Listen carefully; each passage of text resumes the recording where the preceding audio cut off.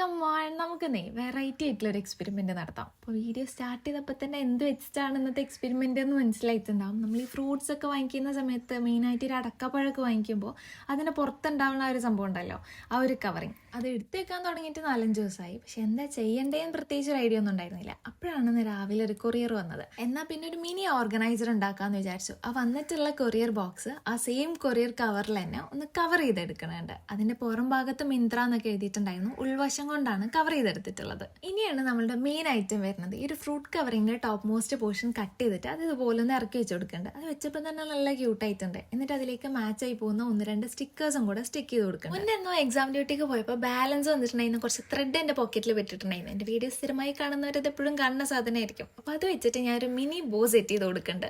ഇനി ഈ ഒരു ബോക്സ് കുറച്ചുകൂടി വലിയ ബോക്സ് വെച്ചിട്ടാണ് ചെയ്യണമെന്നുണ്ടെങ്കിൽ ബാക്കിൽ കാണുന്ന പോലെ ഹോൾഡറും ഉണ്ടാക്കാം. അപ്പോൾ ചാനൽ ഇഷ്ടമായി കഴിഞ്ഞാൽ സബ്സ്ക്രൈബ് ചെയ്യാൻ ഞാൻ പറയണ്ടല്ലോ. അപ്പോൾ ശരി, ബൈ.